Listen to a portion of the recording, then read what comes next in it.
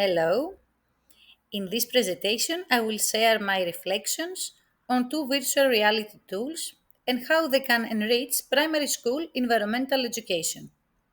My primary focus, again, is not on what these tools can do, but on how they can be meaningfully connected with classroom practice. I want to explore how they can be combined in order to create more engaging and memorable learning experience for my pupils. Here is the structure of my talk. I will begin with a rationale for using VR in primary school environmental education. After that, I will move into two scenarios, one designed with CoSpaces Edu and another with Google Arts and Culture.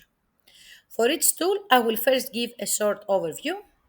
Then I will present a concrete scenario of use, and finally, I will highlight benefits and challenges from the perspective of a classroom teacher like me. Afterwards, I will compare the two tools and reflect on how they can work together in practice.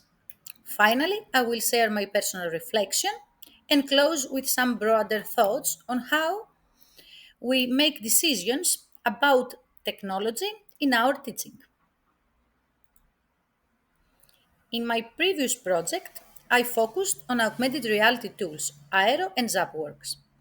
AR made it possible to bring static images to life through shrimp overlays, allowing pupils to see hidden processes like soil organisms directly in our classroom.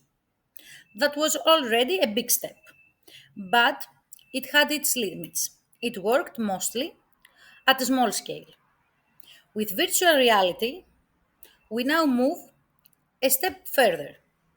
Pupils are not just observers, they are immersed in entire environments. This immersions gives the chance to explore systems as a whole, to experiment with cause and effect relations, and to connect what they learn in school with the world outside the classroom.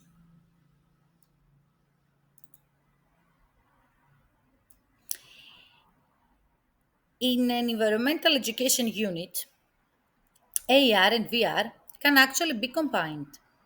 AR is excellent when we want to visualize what cannot be seen by the naked eye, like the roots that we see or microorganisms. On the other hand, VR allows us to go beyond the classroom walls. It offers access to complex natural and cultural ecosystems where pupils could never experience directly because they are too far or they are too fragile or too large to observe them. So, while AR is powerful for making the invisible visible in small experiments like scanning a car to reveal soil microlife, VR goes much further. It allows to immerse themselves in entire systems, to test the impact of different variables, and to travel virtually to inaccessible places.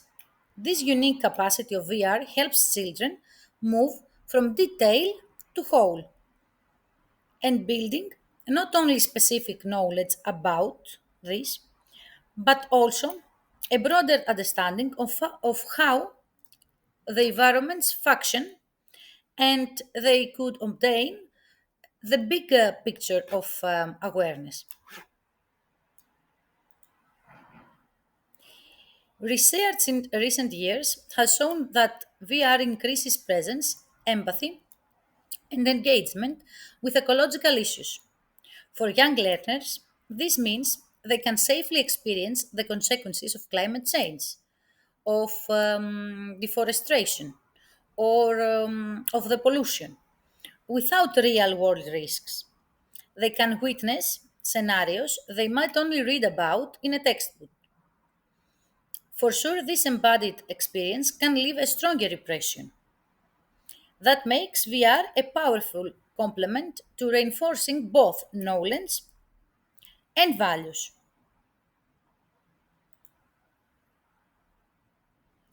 Among the many available tools, I choose to focus on CoSpaces Edu and Google Arts and Culture for two reasons. Firstly, they are both realistic for primary school contexts. CoSpaces empowers children to design their own simulations with simple coding, while Google Arts and Culture provides free, high quality explorations without requiring headsets. Secondly, they represent two complementary approaches. One emphasizes creation and the other exploration. This makes them particularly suitable for showing how VR can serve different stages of a learning journey. The first tool I will discuss is CoSpaces Edu. This is a platform that allows both teachers and pupils to build interactive 3D environments and then explore them in VR. A key feature is CoBlocks, a visual coding system that makes possible for even young children to design simple interactions and simulations. They don't just consume ready made content, they have the opportunity to create their own whole digital worlds. By a concrete example, the soil lab scenario, pupils can manipulate variables such as trees or rainfall or pesticides immediately, and the system responds. For example, the soil health indicator moves from healthy to degraded. They capture before and after screenshots and add short captions.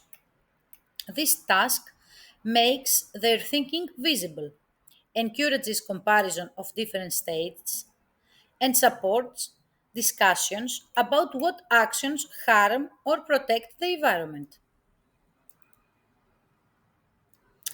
The biggest strength of CoSpaces is that it empowers pupils to become creators. They design their own simulations, they experiment, and they solve problems together.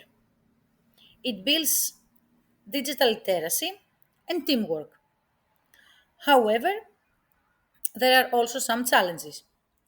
Teachers need time to become familiar with the platform. Advanced functions are behind a paywall, and not all the schools have devices powerful enough to run it smoothly. So, the potential is high, but the context of the school matters a lot. The second tool now is Google Arts and Culture.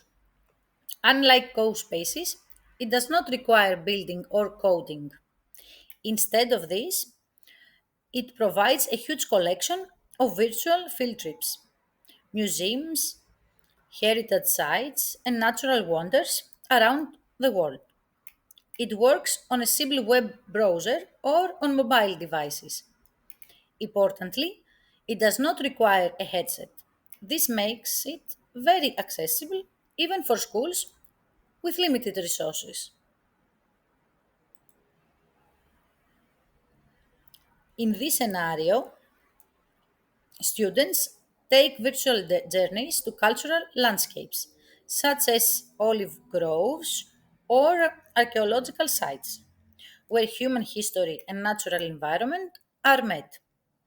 These explorations are interdisciplinary as they bring together environmental education with history, with art, and in general with cultural studies.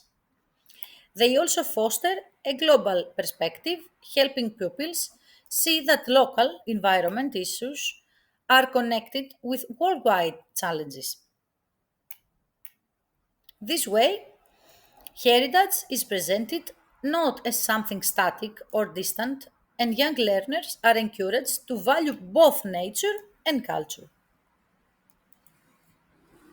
The strengths of Google Arts and Culture are that is free, it's easy to use, and it's full of high quality content. It can inspire curiosity and give children a sense of wonder. The challenge, however, is that it is a more passive tool. Students can explore, but they cannot really create or manipulate the content. So, while it is very engaging, it offers less agency compared to a tool like CoSpaces that we see. When we put the two tools side by side, a pattern emerges. CoSpaces Edu is best for practice and creation, while Google Arts and Culture is best for exploration and inspiration. They are not competing, but complementary. A teacher could, for example, start with a virtual exploration of cultural or natural landscapes using Google Arts and Culture, and then ask students to apply what they learned by building their own interactive models in co-spaces.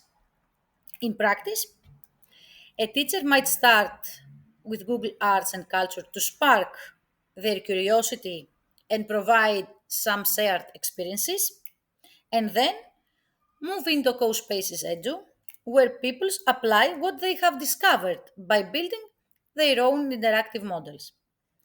In this way, the two tools form a natural sequence from exploration to understanding to active creation.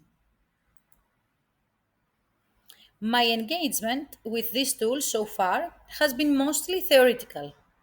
I had looked into their possibilities separately, but I had not thought about how they might work together in a single unit. Through this reflection, I realized that they complement each other in an optional way.